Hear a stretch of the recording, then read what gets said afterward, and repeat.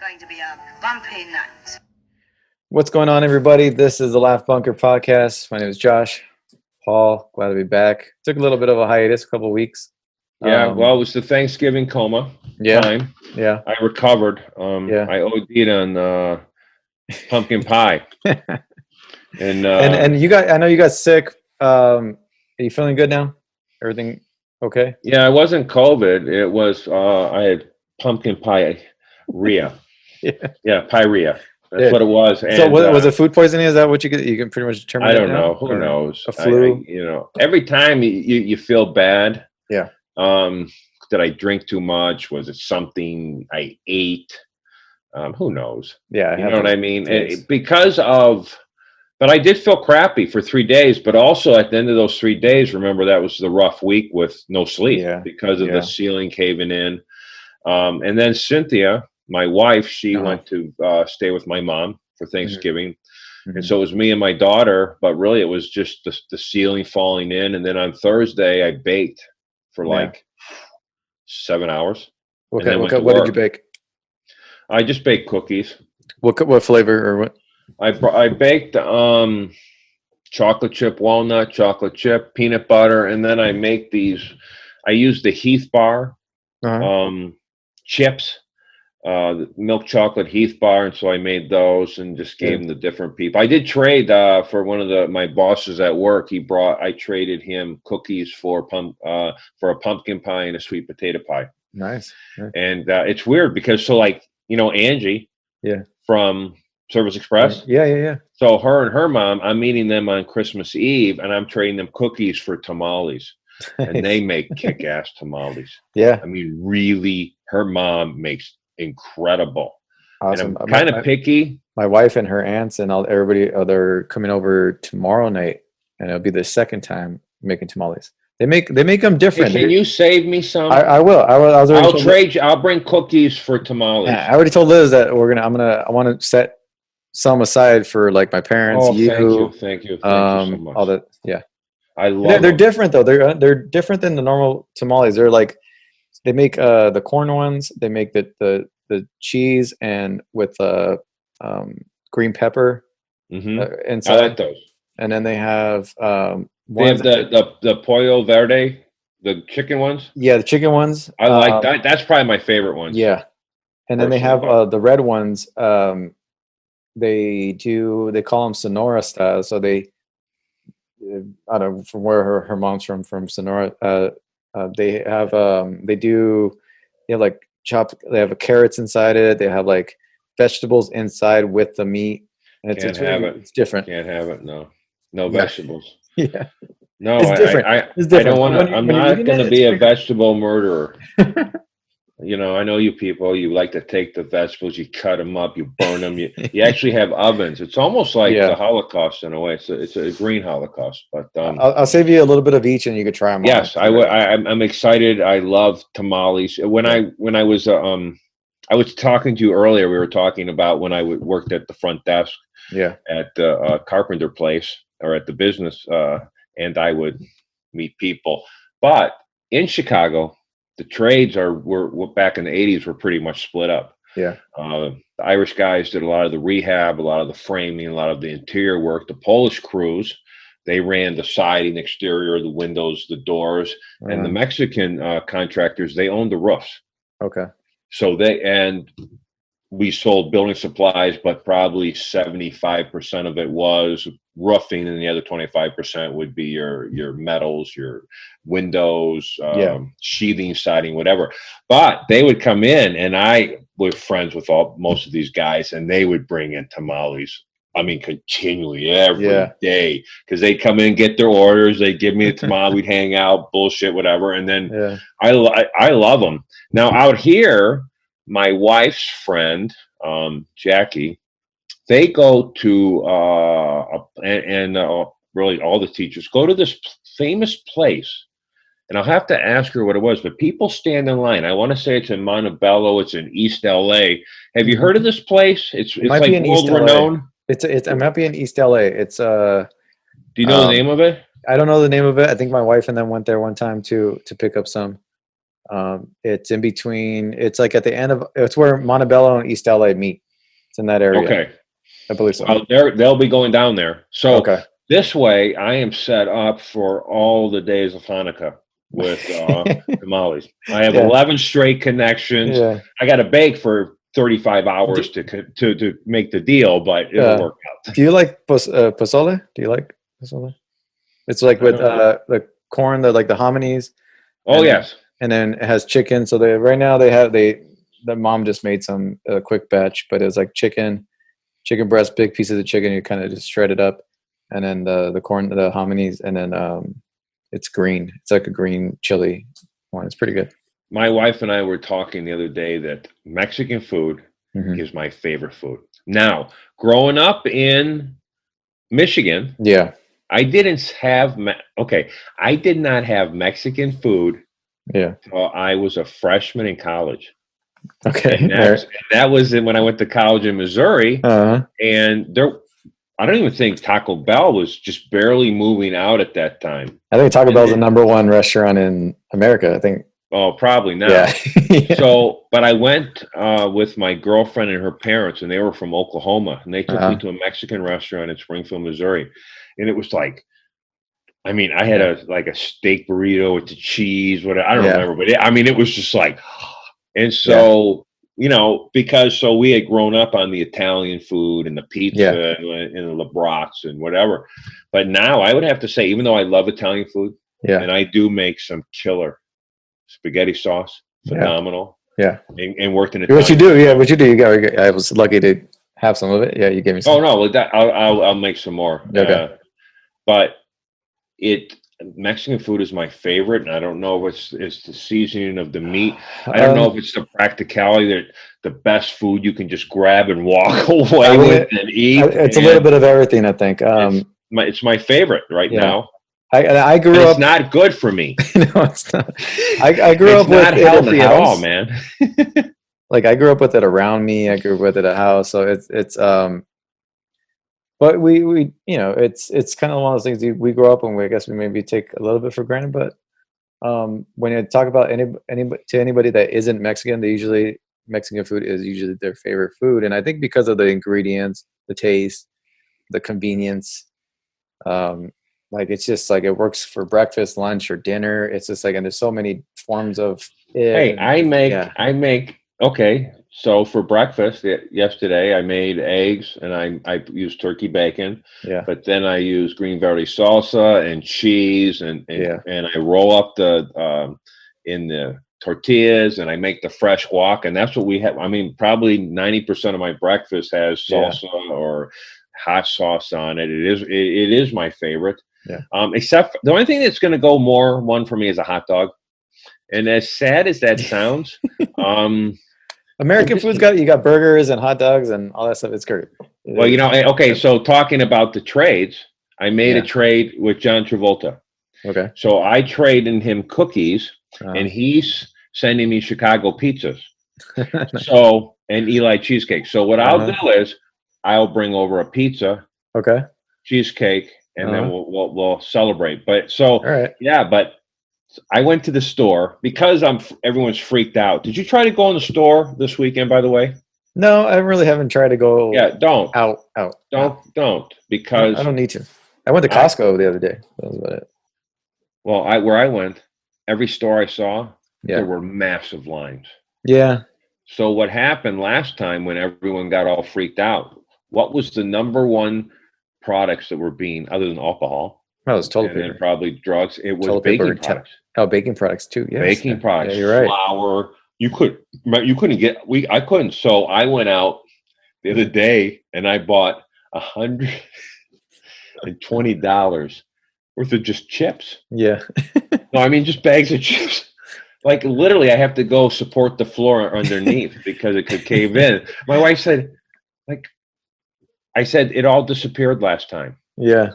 And so this time I have everything. So we're not going to have a food shortage and the markets is still open, but people panic shop. Well, it's all gone. What's the season though? But what's the season? It's not just a panic. You're on the most, I would say it would safe statistic to say that between Thanksgiving and New Year's, more products are baked in this country than at any other time. Oh yeah. You're right. Correct? You're right. Correct. Okay. So that's why you put it in. And I only chips, you mean chocolate chips. chocolate chips. Not Tostitos chips. Not Frito-Lays.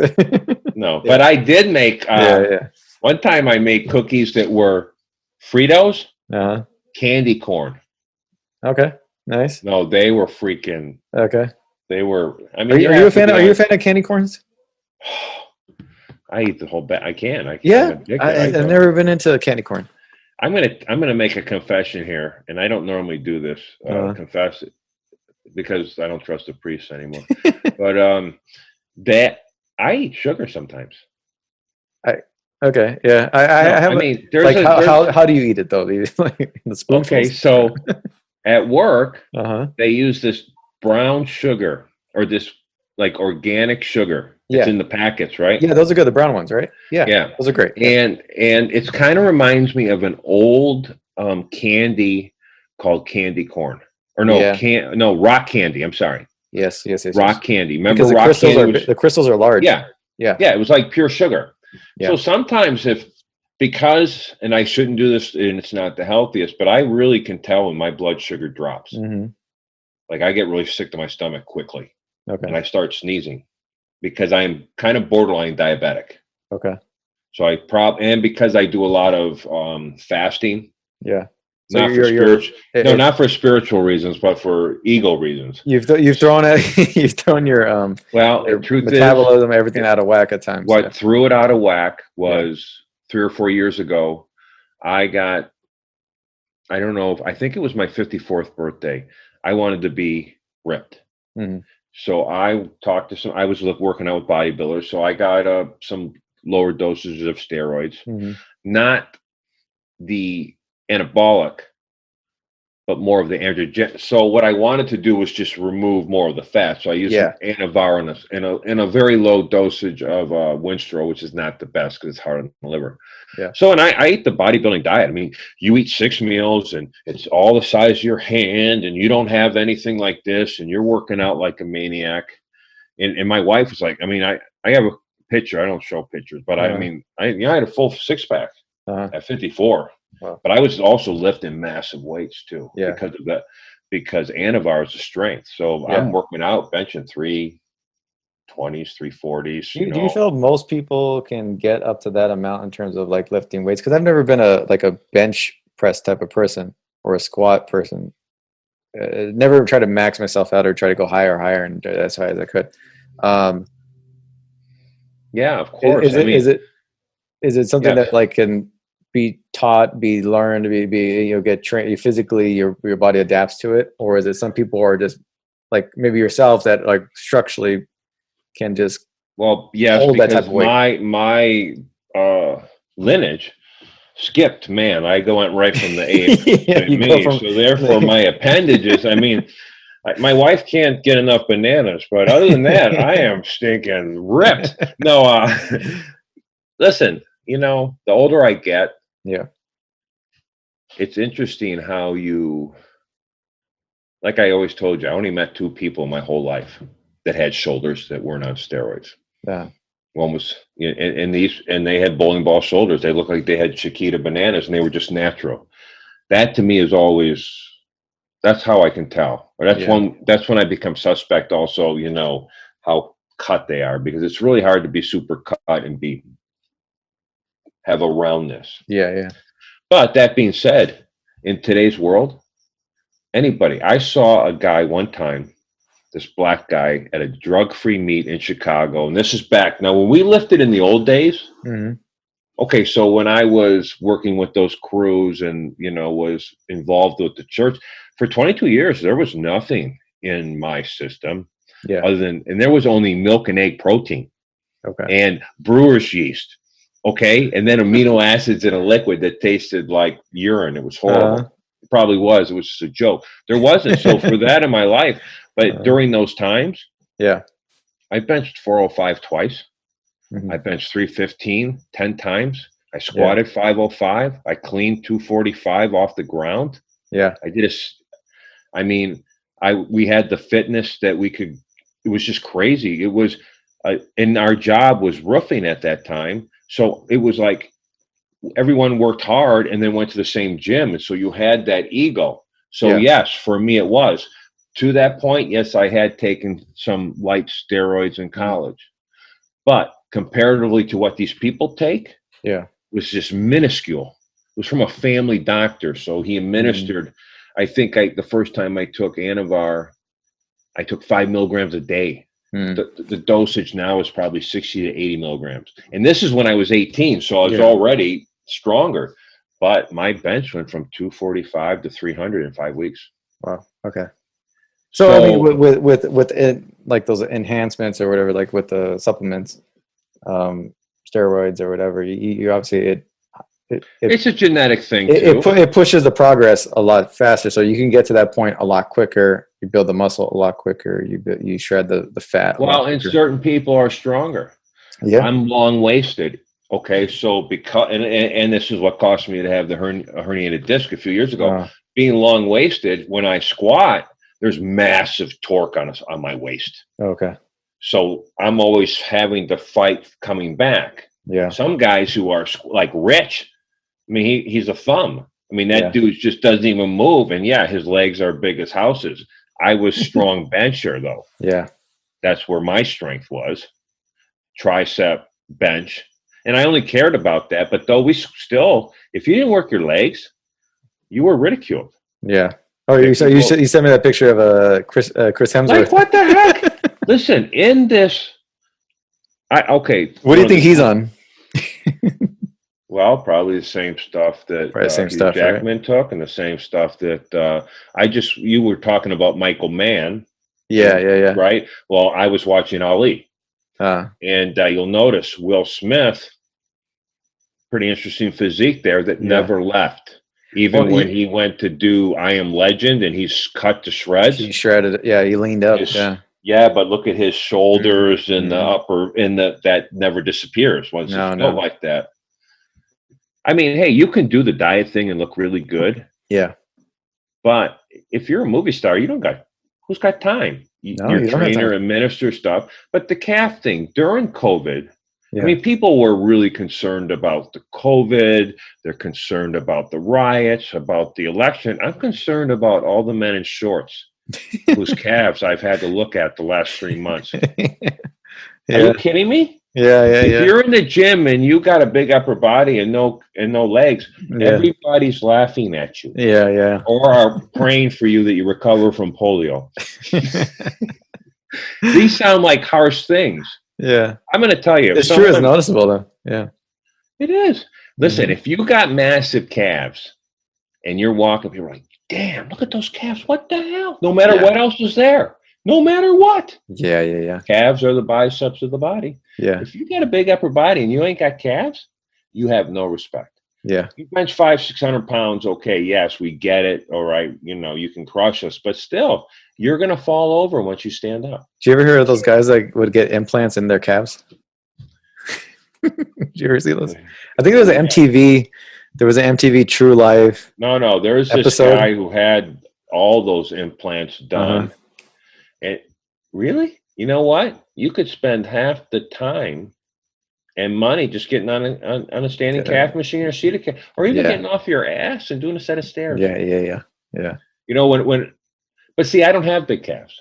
No matter what, it's just not my genetic. No, me neither. But they're cut. I mean, that sounds so weird and egotistical, but when you're hiking a lot, you don't need. In fact, I wore my new hiking boots.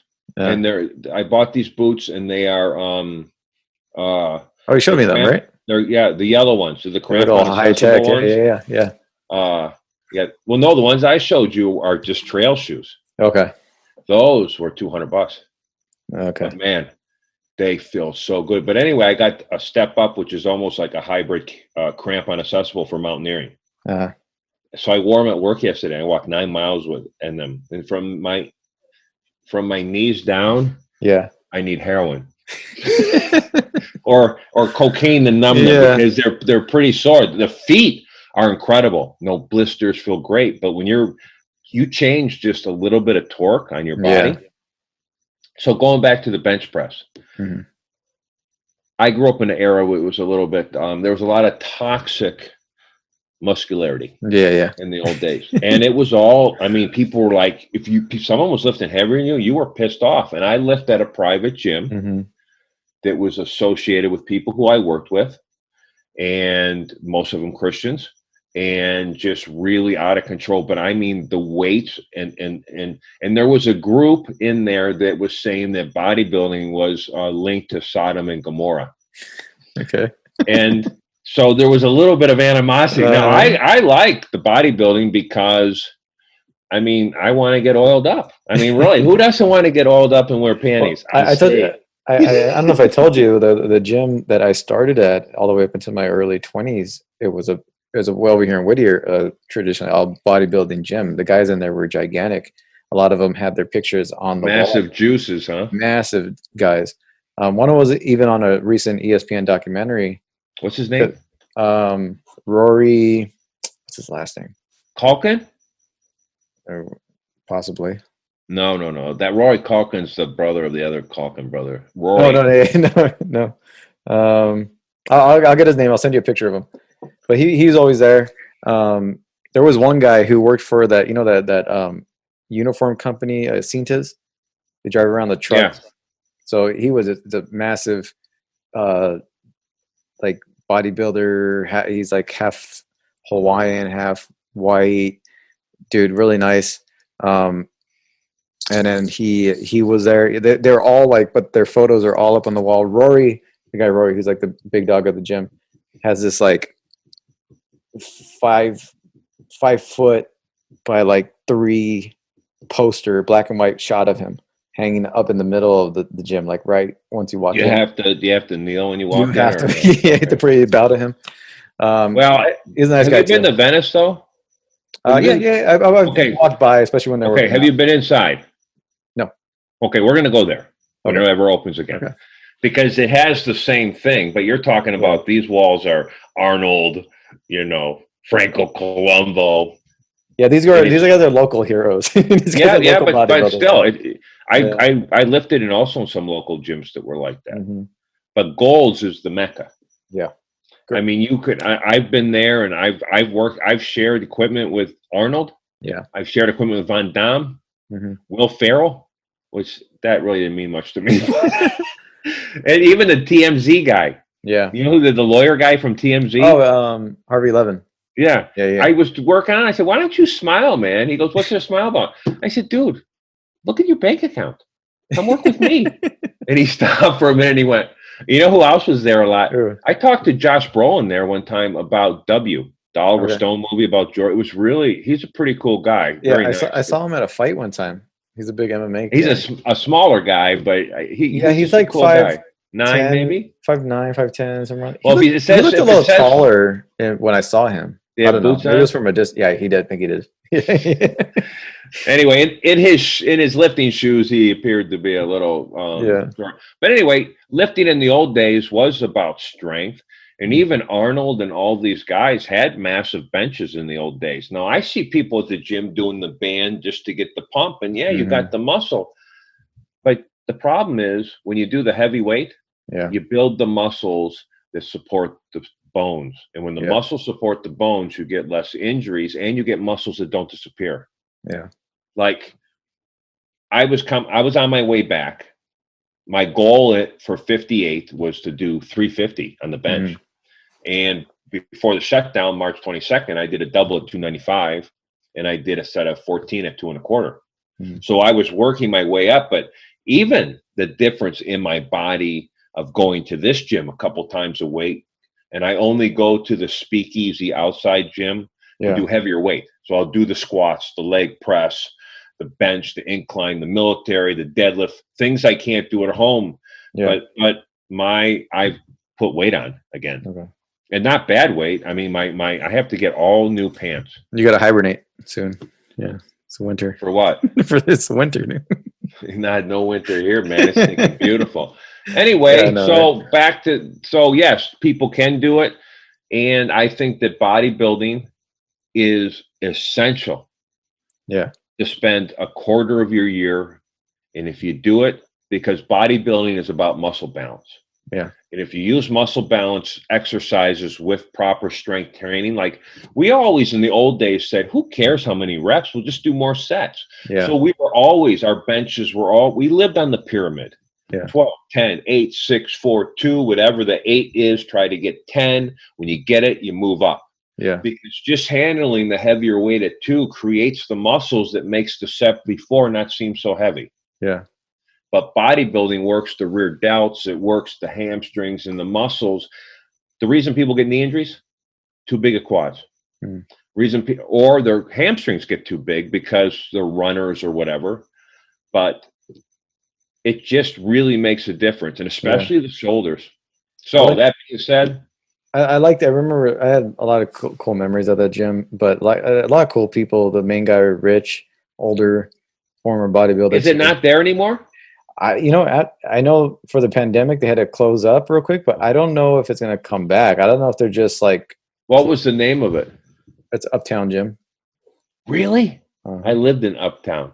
Yeah, Chicago. Oh, Chicago? That's what the area was called, Uptown, where I lived. Whittier, right here, right over the hill, where I grew up, mainly there in Pico Rivera. But the main like town center area is Whittier, is Uptown.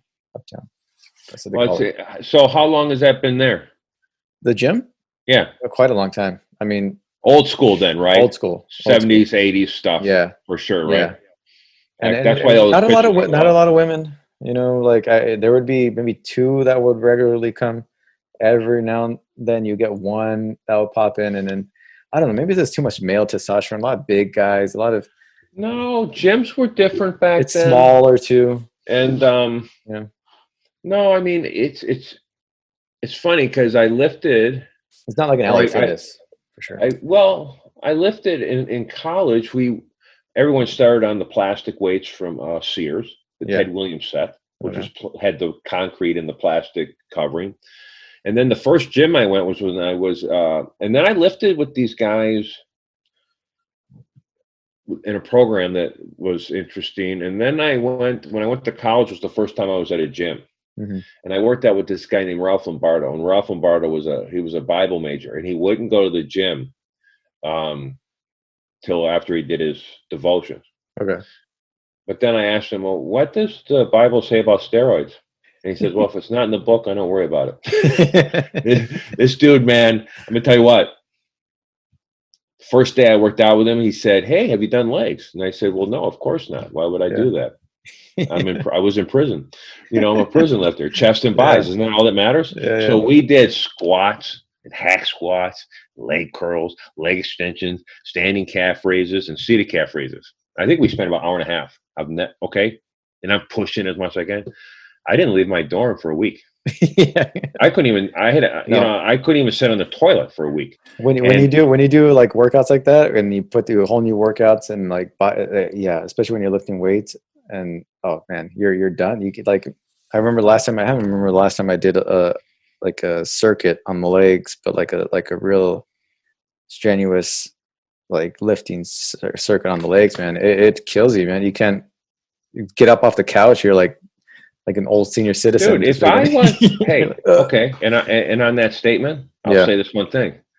I've been involved in exercise since I was 19. Mm-hmm. And I mean, exercise on the level of, pushing it. Yeah. And I have never not been sore. Yeah. I mean, if I am, and the few times I was, I realized I wasted my time. And one thing I learned a long time ago, because we were always pushing the weight and doing, trying to outdo one another, or we were on programs, and powerlifting was huge. One of our big fans was a guy named Ed Cohen. Ed Cohen had like 1,000-pound squat, 700-pound bench, weighing 220. Yeah. Okay. Uh-huh. Obviously a great drug program, but he also said about doing the bodybuilding and doing it. So we did all the strength training back then. And that is what kept with us. But the truth is, the bodybuilding and all these guys that do that keeps you healthy. And so even though it has the connotations, but as I've gotten older, if I don't feel like I can get it, I cheat. I'll do something totally different. Okay, it's not as heavy. It's not part of the thing. But I wake up the next day sore. My body goes, that mother. he beat us again, damn it. I hate this guy. Yeah. So, but because of that, I do that. And you know what? It's easy to go out and do something different. Yeah. But I have back after bodybuilding and going and getting into climbing, I'm into this work capacity. So today was the first day I ran. Now I ran 2 miles. Okay. And then I came and worked out for an hour, but I did all legs with dumbbells. Yeah, because you're not a runner really. You don't. Well, no, I was a runner when I was younger. Okay. After my dad had his quintuple bypass, I ran a lot. I think running is one of the best exercises. No, I used to love running. It's good for the. I haven't done it in a long time, and I only did 2 slow miles. But it took me time to get going. But we ran along the lakefront all the time in Chicago, and it was very peaceful. I used to like going to the gym and getting on the treadmill and running, doing 2 miles for the most part, like just regular, like on the daily. And then when I wanted to push it, I'd do. I think it went up to maybe 5 or 6, but I can't do the treadmill. I usually like to keep it at 2 or 3 miles, and then push it at the end. But I don't do that anymore. I don't do those. Days are done. I can't. I'm not coordinated. One time I shot off the treadmill. You know how people jump off on the side? I missed with one of my foot, and I went down and I shot off. I scared the hell out of these Asian ladies. They probably are still talking about it. Do you remember that white guy? What an idiot. But it's good. It's good when you're eating a lot and you're lifting a lot, and then you get on the treadmill, and then you almost like you feel like you're burning off that excess layer of fat, and you're burning. I like this. Listen, year round, I wear the hoodie, and I wear these hoodies from this gym in Jackson Hole, Wyoming, called Mountain Technical Institute. A lot of their training I have incorporated into my life. They train the best guides in the world.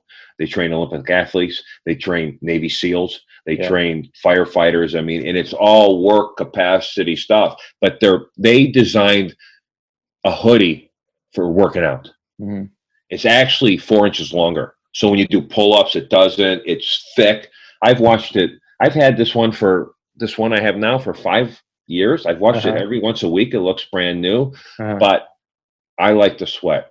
And I heard an interview years ago about Clint Eastwood.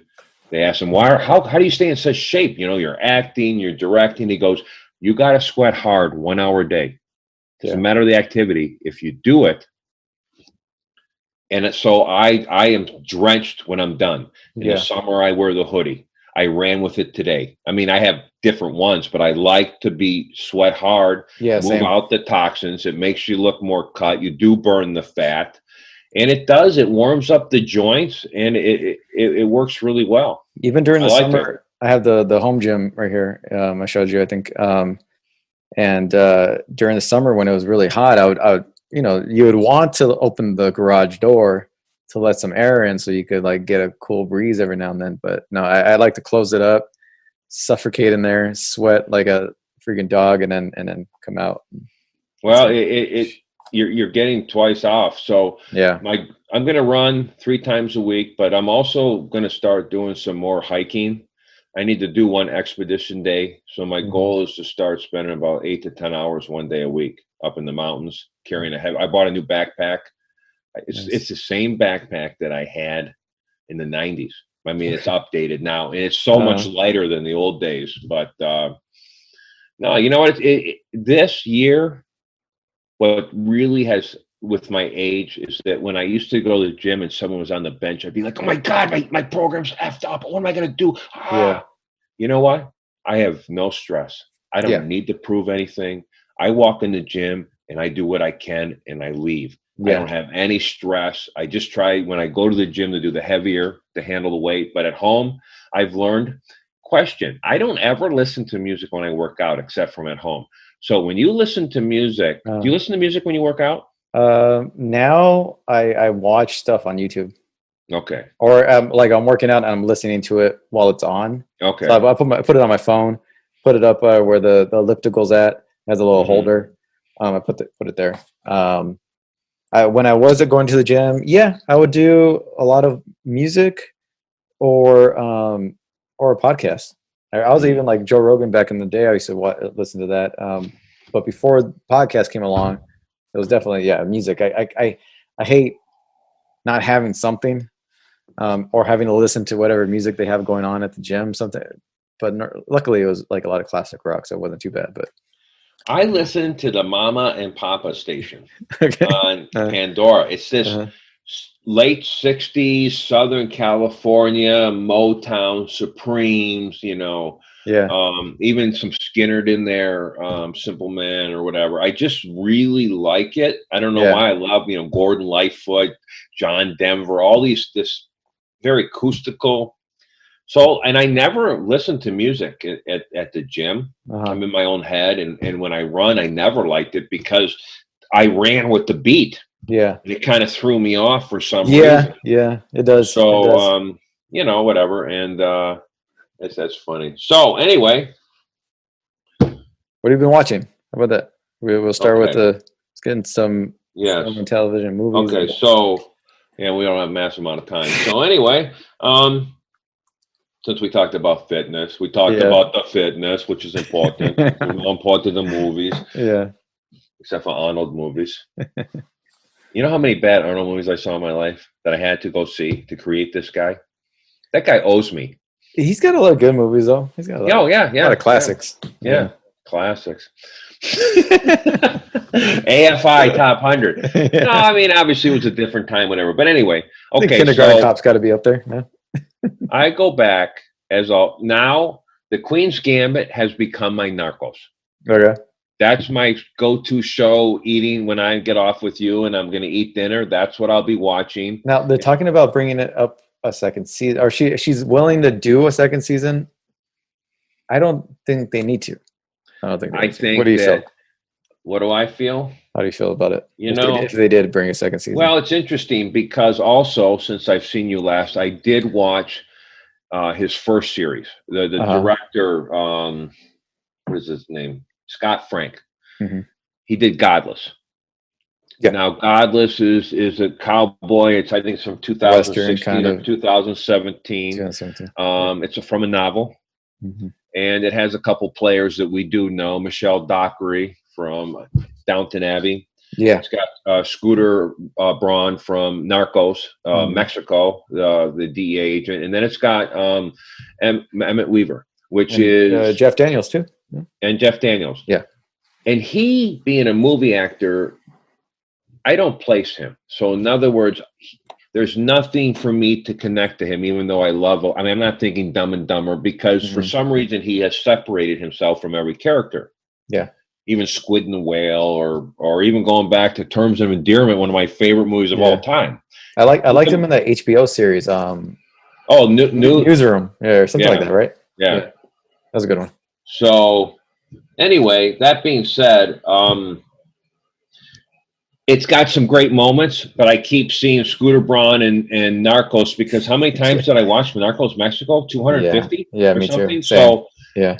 And I love the Weaver girl's character in Nurse Jackie. Yeah.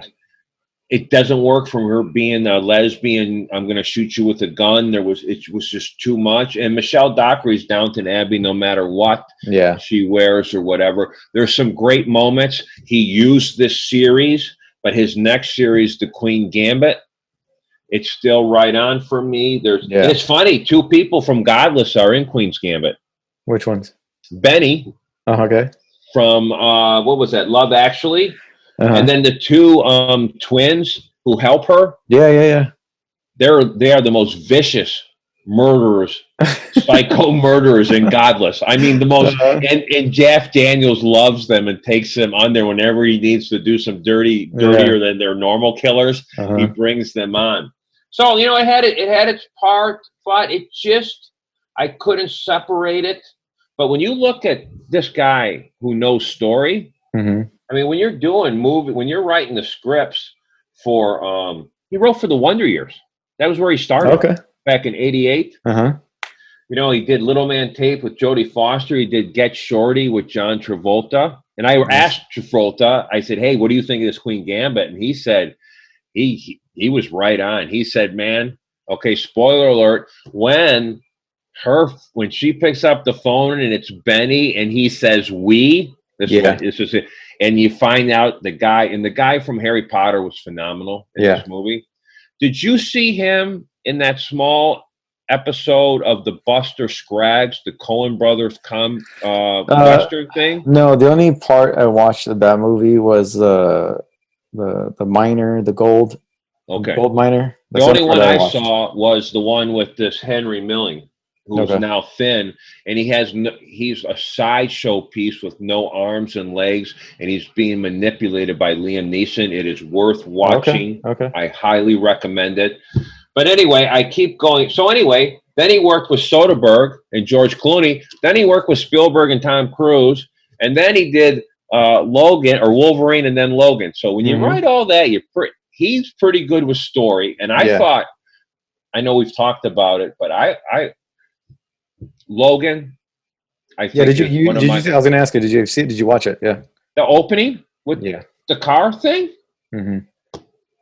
The only thing that got it, to me, the girl was the weakest part for some reason. I would have been happy with this relationship with the old bald guy. I don't know his name.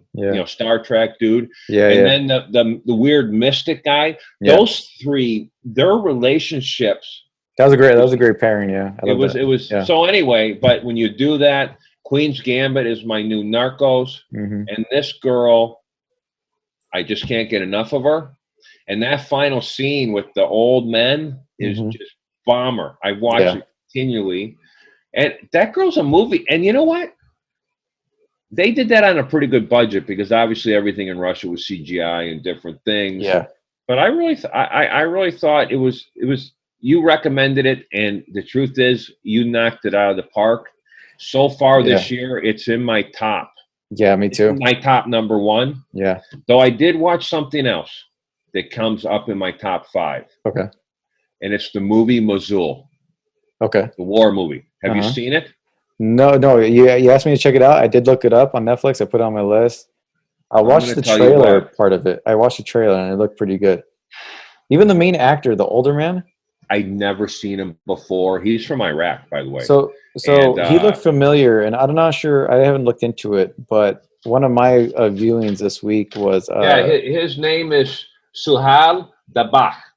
One of my viewings. I thought he was tremendous myself. Yeah, if he's the same guy that I'm thinking, I'm not sure if he is or not. But I watched Kingdom of Heaven, the one with he might be in that because he's in a couple Middle Eastern movies that have English in them also. So I agree. He's a movie star and he steals the part. And I don't want to go on about this movie, but this opening sequence is as intense. This movie has me on the edge of my freaking seat. And it's a foreign language. Yes. Yeah. And the visual of this movie, the guys who produced it did the Marvel movie, Avengers. Okay.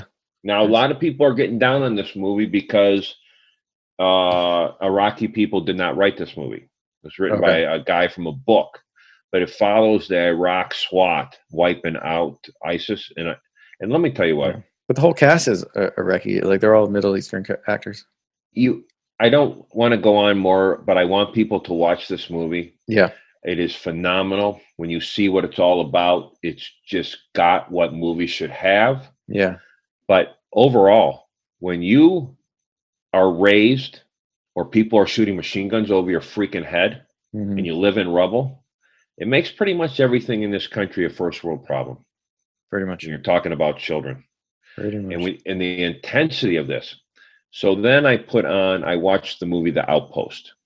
Okay. Now, have you seen this movie? No, I haven't. That's on Netflix too, I believe. Netflix too. It's with Clint Eastwood's son, Scott Eastwood. Scott Eastwood. Uh-huh.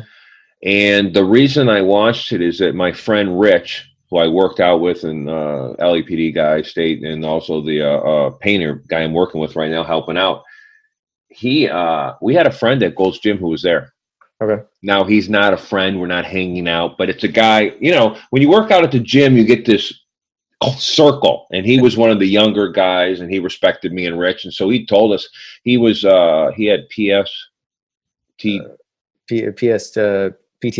Yeah, and he was unable to continue, and he was trying to go into engineering. He was just a great guy. So I watched it. So when you watch this movie, you watch these two movies, you're like, man, Yeah. I'm getting mad over traffic. Yeah.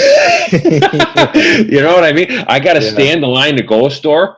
Well, guess what? There ain't no stores. Yeah. So anyway, those two movies. Scott Eastwood, have you seen him in anything? Nothing I can remember. I know the guy. I've known about him for a long time. So I have really not he's seen popped up him. here and there. I've never really seen him. I can't recall of anything. Yeah, when he talks, it's his dad. Yeah. No. He looks like his dad too. No, he talks out of the side of his mouth like his dad. Mm-hmm. So just even Google a scene from the whatever. So I also watched The Crown. Okay. Caught up, and I had caught the first couple seasons with Claire Foy, and I really enjoyed it. Olivia Colman is now the older queen. Mm-hmm. She won the Oscar a couple years ago for Best Supporting Actress for that comedy movie. Or not really comedy movie, but strange. It was what's it called? What was it called? It was kind of like a Pride and Prejudice type of movie, kind of English thing. It's my wife's favorite. Her, Rachel Weisz, and Emma Stone, right? Yes. Yeah. And but what's interesting is that Gillian Anderson is playing Margaret Thatcher. Yeah. And this fourth season is dealing mainly with Diana. Which is, she's done a lot of British UK work. Have you noticed that about Gillian Anderson? Yeah. She's not British. But isn't she Scottish or something, or Welsh? I don't know. But she doesn't have an accent. I don't know her background, but she's too thin for Margaret Thatcher. Got it down. But also, we are, for my age, mm-hmm. I grew up with Margaret Thatcher in the news. Diana, I lived her life. So it's too close for me to separate. And it's, my wife loves the show. So I did spend time on that. Now, I did spend, I watched Mank, which is on Netflix. Mm-hmm. I don't want to go into it. I could not get hooked into it as well as I would have. Regular David Fincher movie. Yeah. One of my favorite directors. Mm-hmm. And originally he was supposed to shoot this film with Kevin Spacey and Jodie Foster after the game. And it's from his dad wrote the script. Uh-huh. I need to watch it again, but I did not get hooked. And then the last thing I watched was Emily in Paris. And I was just like, really? She wonders why her co-workers don't respect her in France when she moves there. If she got off her phone and learned French, they would love her. So anyway, I just couldn't get, and the girl, Lily Collins, she's beautiful. Who's also in Mank. In Mank, and she has less of a role in Mank. She's the assistant, but yet she has such a presence. She's gorgeous, very talented, nothing negative to her, but I just can't relate to the people. Yeah. Great scenery. My wife who'd been to France, that's why she showed me the show, was to see the scenery, but just couldn't connect with it, but didn't make a stab. Mm-hmm. So this week, and anything you got to tell me? What do you like? I finished Breaking Bad. Is that the first time of going through? For the first time going through it. Okay, who's your favorite character? Walter. Really? Yeah. Interesting. Yeah. I like that. You're the first person, though, that I've heard say that, by the way. Really? Yeah. Really? I like it. Most people like Jesse. I don't like Jesse, man. I was annoyed by Jesse. If I was Walter, I would have killed Jesse a long time ago. I can't. I understand. Totally. I got to go with two people. Uh-huh. Gus. Yeah, I love Gus. I love Gus, and Mike. I think Mike is probably my favorite character. Mike's great. He even becomes a father to Jesse. Which I liked about his character, because he's like this cold hitman, kind of like cleanup kind of guy. But then he really takes on to Jesse, and I think Jesse even looked at him as like a father figure too. Oh, he totally did, and even he more took so him under than his arm. Even more so than Walter, and I just never got like. Even when they told him, like, okay, so why did Walter? Mm-hmm. Why did Walter? What did the money mean anything to Walter? What was this all about? It was the thrill. for the most It part. was about that he was the little guy. Yeah, and he even mentioned it at the last moment. He had the scene he had with his wife, where she was like, "Stop lying to me," blah blah blah. I did like when he was saying, "I did this for the family," and then she was like, "Just," he's like, "No, I did it for me. You know, I did it for I felt alive." Because he got swindled out by the girl he loved and the other guy. Yeah, and he never got to do. And here's this brilliant engineer, scientist, physicist, you know, on a level, you know, world renowned, Nobel Prize level. And where does he end up? He's at a high school. Mm-hmm. So in the middle of New Mexico, you know. So, and I was Breaking Bad has got to be in the top 5 TV shows. It's got to be because every episode is encapsulated like a movie. You feel like a movie every show. I love it. And there's no time wasted in the show. There's one episode where it's like you have the fly. Oh, I couldn't take it. Yeah, that was definitely a filler episode, but it did have some moments in it and some that pushed the story along. Well, yeah, because we know what's going on because of the visual. But I think the show is incredible. Yeah, Vince Vaughn, A+. His ability to carry that story all the way through. Was he a part of the writing process? He created everything. Vince Vaughn? Yeah. No, not Vince Vaughn. I'm sorry. Not Vince Vaughn. Vince Gillian or Vince Gillian. Yeah. Whatever his name is. Yeah. Vince Vaughn had nothing to do with this. The one season I thought had its weakest moments in terms of maybe it was just the character for the wife. I thought the 4th season was probably the weakest in terms of like character crashing and stuff. Was it that one? It's when him and Gus's relationship is that part of the story was good, but then like the other character that annoyed me too was the wife. Like, are you in? Are you out? Are you okay? What's going on? Or are you not okay? Like, you all of a sudden get a conscience after a while? Like, I loved the first season. Yeah, the first season great because the introduction is phenomenal of the characters. Yeah, I like the end, but I'd have to say the 6th season is probably my more favorite season. But I think it's 5 seasons, so the last season then. Right? Okay, yeah, no, 4 seasons. Well, I love that they brought back the guy from Scarface to be the cartel leader. Yeah. And I think that scene was cool. That whole episode of getting in and out was just tremendous. Yeah. It's an A+ show. It is. Even the way it ended, I thought the way it ended was great. Sad. You know, one of the moments was when he says sees his daughter for the last time. He's like, "Can I see her?" And then he goes and he spends some time with her while she's in the crib asleep, and then. And he, because he's got to go do what he's got to do. He's not going to make it past the end of the night, really. So I thought it was great. I thought I enjoyed it every moment, every episode, all the way to the end. Walter is my favorite character because I know why he's doing it. Like it's definitely for the family. It's definitely for his own pride. Well, it might have started for the family, but it started for the family. But even then, it wasn't just about the family. It was also to respect. It's respect.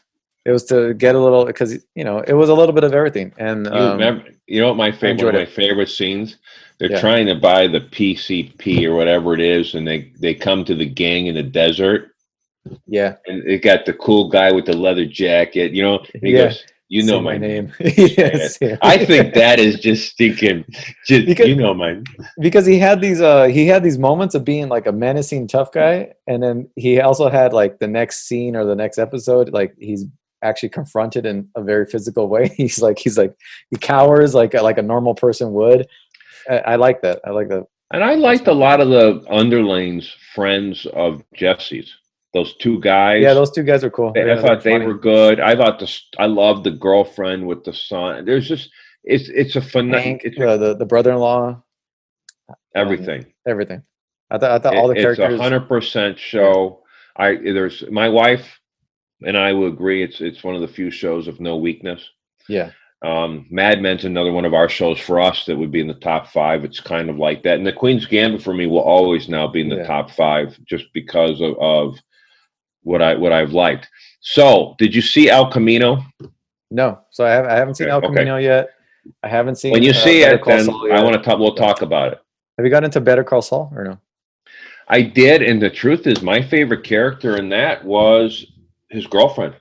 Okay. I love her, man. I think she's just spectacular. But the problem is I'm ghosting. Like, come on, let me get to the stuff. What's going to happen? When Yeah, are we yeah. going to get to what really counts? I want Gus involved. You know Yeah. what I mean? So So because yeah, I of haven't that, gone to those two, which I like because I got through 5 seasons of Breaking Bad, which was great, and then I have more to look forward to. I have the movie, and then I have Better Call Saul, which has like Mike and Saul and Gus and all these other characters that you like and love. So it's really, and they, I don't know what season they're on. They're like 4 or 5 seasons already with that show. I don't know.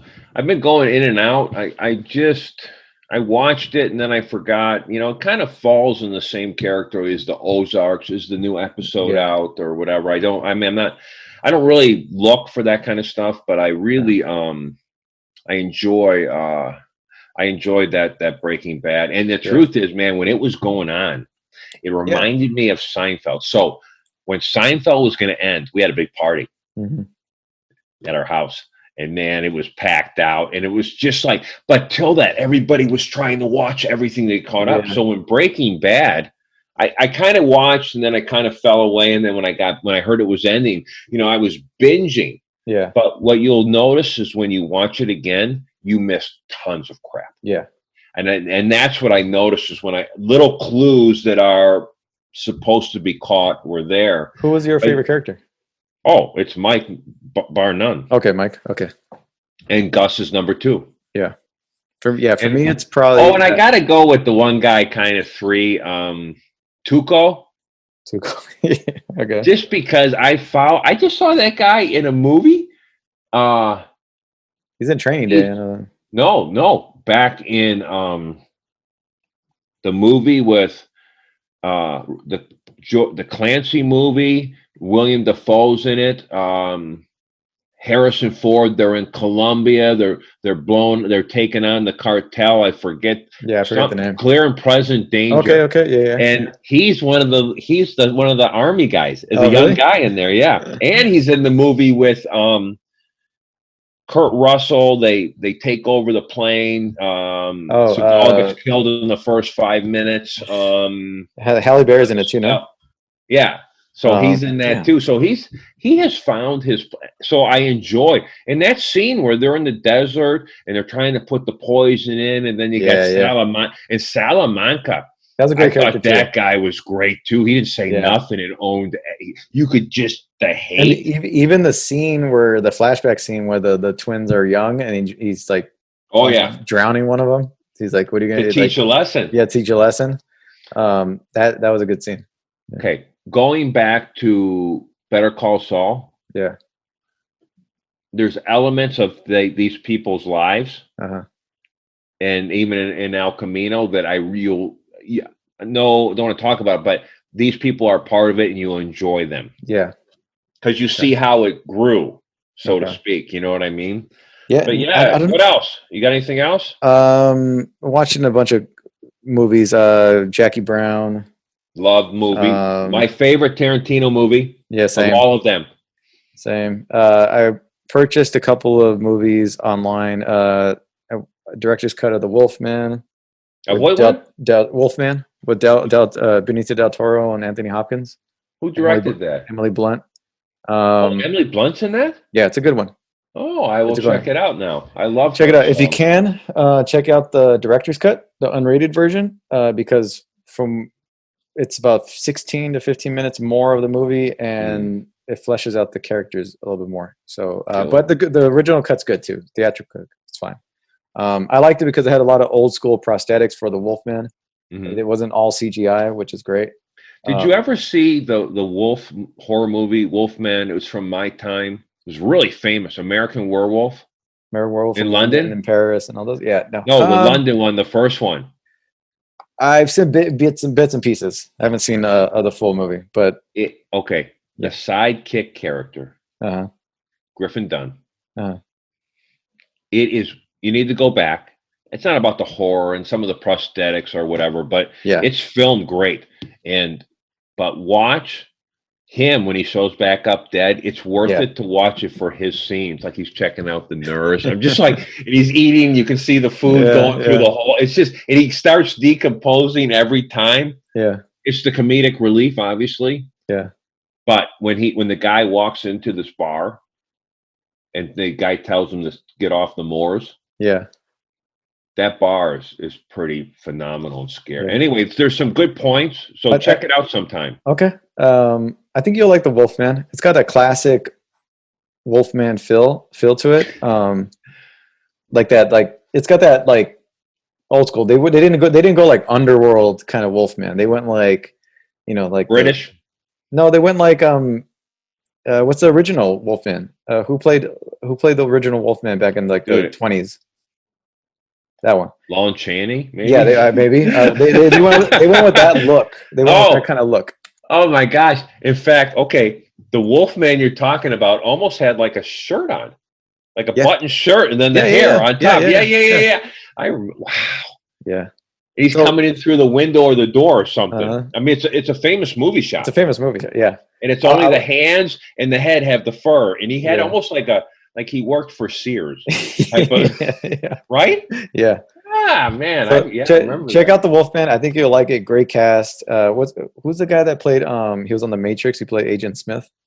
You know them. He's been in a ton of movies. Hugo Weaving, I think. Yes. Right? So he's in there. Man, he plays the guy. He plays the detective that goes and investigates the murders, and then Benicio del Toro, who was an actor, his brother's killed. What year is it? It's set in like a 30s, 20s. 20s. Okay. Early 1900s time period. Emily Blunt's the widowed wife of his brother. Anthony Hopkins is his dad, and so it's pretty good. It's pretty good movie. It's one of my favorites.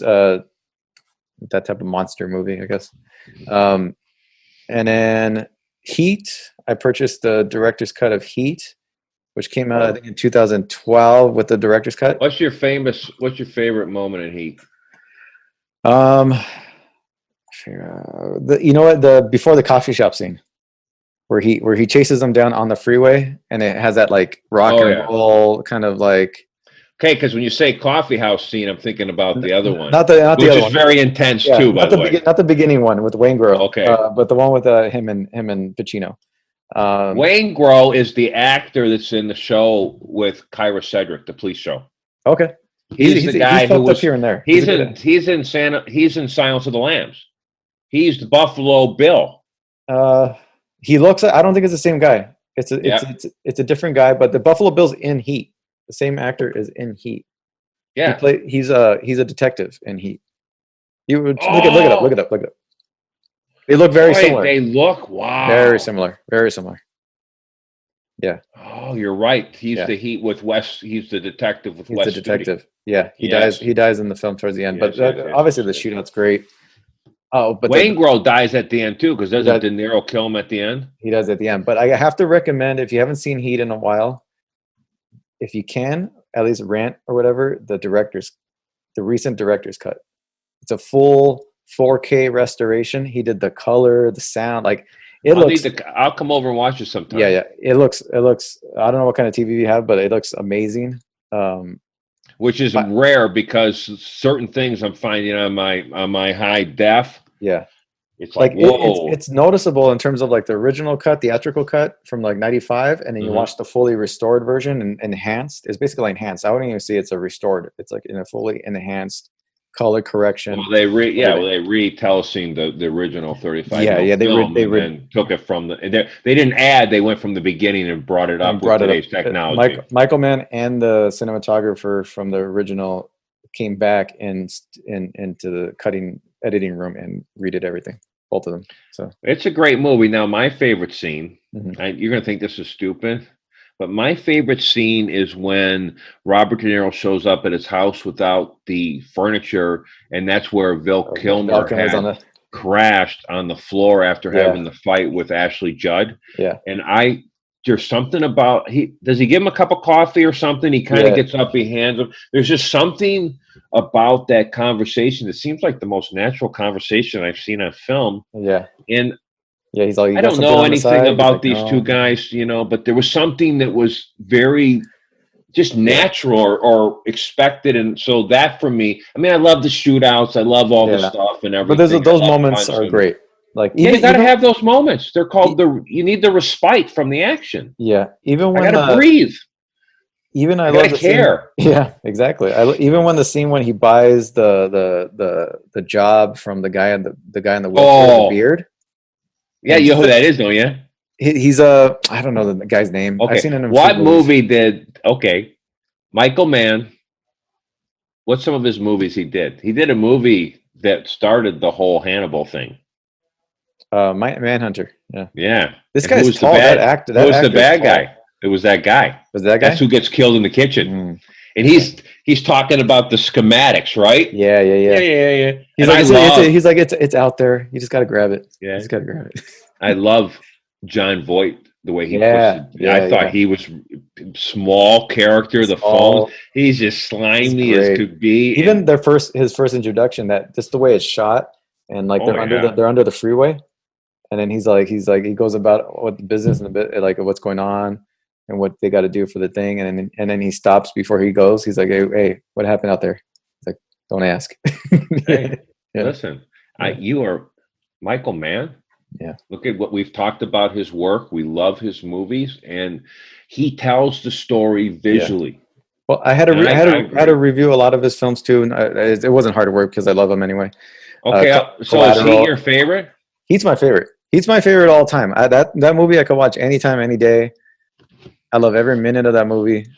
And like just to see it, like when I was watching the because I had it on DVD, so I watched it again on DVD, and then I bought the restored director's cut, and I used it. It's noticeable, and I'm just like the whole time I'm like, wow, that look it look the way they Well, made it that's look good great. because, like we talked about, some movies we're watching on our digital. Yeah, it's a Oh, great. okay, no, all right. I just who? Okay, my favorite movie of his is Last of the Mohicans, and he Yeah, just produced that though. He didn't direct it, yeah. but as a director, But I would say if you can get a oh chance, no, he directed Last of the Mohicans. yeah, he did. Okay, yeah. Watch the director's cut of. You have Amazon. I think they're on Amazon. You Mhm. go the director's cut of Wolfman and Heat, and just to get a like Well, a he had quite the run here. Look at that. He had Last of the Mohicans, Heat, The Insider, and Ali. All those were Oscar nominated movies. yeah. And the detective in Heat. It's Hmm. interesting. We always talk about how the directors love people. I mean, Yeah, Wes Studi was in Heat, and I thought in Last of the and Mohicans, Last Mohicans. he stole every scene. Yeah. I thought he was just Uh, incredible. what else? So, What else did I see? Yeah, a few of his movies. Um, I'm a big Star Wars guy, so I've been catching up on the Mandalorian series. I'm praying Um, for you. it's a great series, man. It's probably some of the best Star Wars stuff that's come out in like quite a while. Um, the Mandalorian, Rogue One, even the Han Solo movie actually was pretty good. The last trilogy was like fell apart storyline wise. It fell apart because they changed directors. They tried to do like the original series, then tried to do Mm. J.J. Abrams. Then they went to Ryan Johnson, and then they realized it wasn't working because it's two different visions. And so they went back to J.J. Abrams, and he had to freaking try to correct everything, and it just he did what he could. Yeah, no, it's great, man. Mandalorian's a great series, man. It's a really I know you're not a Star Wars guy, sci-fi kind of guy, but yeah, I've been watching that. Well, Um, okay. So Terminator was a great yeah, sci-fi yeah. movie. But in Alien. terms of So I do Star like Wars is them. its own world. You know what I mean? No, I No. can't get into it. Is it because maybe I was back in the 70s with it? Yeah. You know what I mean? So even though it goes on, You might my like it. wife Maybe loves you don't have space. you don't have Disney Plus, huh? There's no reason for you to really get Disney Plus. I don't think. It's a No, good app. I'm not getting anything done in my life as it is. I don't need another app to watch. God Yeah. forbid. Before I go, before we end the show, so I wanted to get your thoughts on Warner Brothers and what they're doing. So AT&T obviously owns all of Warner Brothers and Mhm. DC Comics, and they're just gutting the hell out of these two companies. And they want to go on digital. They want to put everything digital. Of course, man. The comic world is suffering right now just from coronavirus and all that, and shops are closing up or whatever. But publication wise, they want to scale back to the point where they might even close up shop at DC Comics, which is the big thing. But then, well, I mean, this is just not talking entertainment. This is talking straight across the board on so many levels of industry, not just entertainment. And you know, I mean, it was interesting. Who was I talking with? We were talking about theaters. Now, I love going to theater, and I love going to theater by myself. It's kind of like hiking. I enjoy the peace, and I don't want to know anything about the movies. I saw some of the greatest movies in Chicago for 22 years. I would sneak out on a Monday or whatever and go see them. Without theaters, it's sad. There's no doubt that the industry is all about making money, and that is the bottom line. And when you can remove a lot of the, your service costs, your budgets, all these different things. I mean, I don't know if there'll be theaters. I know people say, "Oh, Broadway's going to come back," but it's not on whether they can wait. Property is cost. These theaters are in areas that have high revenue. But I think those industries are going to suffer for the moment. But people, hopefully we get back to some type of normalcy. People want to get out. People like to go out and do things. People like to go out, and so whether but you know what, when I'm at places, there are no people. No, not right now. Not right now. No, I'm saying, let's say things calm down. Let's say when things calm down. But it all is going to depend who can keep carrying these weights of debt. That is what will last. Now, will they all be gone? Exactly. Maybe not, but some of these big chains or these independent theaters won't be there anymore. We won't see the restaurants and different things. But at least for Broadway, I think a lot of the independent theaters, a lot of stuff's going to close up shop for good. But eventually, you're going to have people that are just going to come back and rebuild. Same with theaters. People like to get out. People like to do things, go on dates. There's certain movies where you just have to see it on the big screen. Most of them I could probably see on the little screen, but I agree, but I got to see something on the big screen. I got to see a Star Wars. I got to see a Marvel on a big screen. Those are those type of like. Hey, I agree. I am 100%. There are movies you watch and you see trailers, and they aren't going to translate from the small screen emotionally. 100%. But on the other hand, it is the bottom line is the dollar, and the truth is that they don't care. Disney doesn't care if you're in a theater or sitting on your couch. They would rather you be sitting on the couch. That way, they can bring in the next show right away. Mm-hmm. So it'll be different, but it also is going to be different in the storytelling. And I wonder if there's going to be everyone's going to put out these movies and point fingers and do all this crap. But the truth is, look at what the top 10 on Netflix are. Mm-hmm. Look at them. Queen's Gambit's number 1, but when you Google them, none of those have anything serious to say. No, that's true. You know what I mean? A lot of them are kids' ones from being trapped. Yeah. But the truth is, people want entertainment. They want to disappear. And I really, I don't know, it's going to be interesting to see how things, come up, like rebuild. I agree. A lot of industries are going to be gutted. They're going to be cleansed of the good and the bad, and it's going to take a lot of rebuilding. So it's going to be interesting. Well, the truth is, like my wife and I say, and all old people, we grew up in a great era. I'm the generation that bridged between the old and the digital. You know what I mean? And it's just interesting and entertainment. But I'll tell you what, all the actors and actresses who have kept to yourselves, and I don't know anything about you, thank you, so that I can go to your movies and disappear. I appreciate it 100%.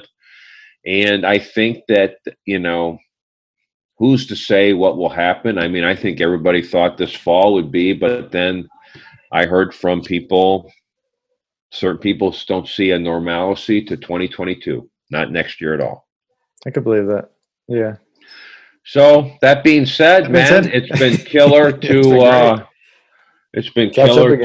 I've been vaccinating with Jameson, and I haven't caught COVID yet, or so I know. And I think if I did catch it during those times, I wouldn't mind. Yeah. But anyway, have a good week, man. Yeah. And Thank I'm you. sorry it took so long to get caught up. Now, next week, my schedule, I have these afternoons. So if you want to get caught up on even one or two. But yeah, it was my biggest pick this week, other than always the Queen's Gambit, and is this movie Mosul on Netflix, covering the Iraqi ex-police SWAT team going after ISIS. Yeah. There's a brotherhood, and I'm just going to say this one scene. So the fighting breaks, and they brought this young guy with them, and he's all nervous, and he's looking out, and everybody else is smoking and eating, and they're watching a Kuwaiti soap opera. Okay. So, and instantly they're back, and the head guy says to the young guy, "Hey, we take a break when we can." Yeah. And it was very interesting. So, of the last couple weeks, it really has stuck with me. So, okay. I watched it twice, and my wife said the opening is one of the most intense openings she's seen for war. Yeah. It's right up there with Saving Private Ryan, not on the scale of Normandy, but the intensity. That's my recommendation of this week.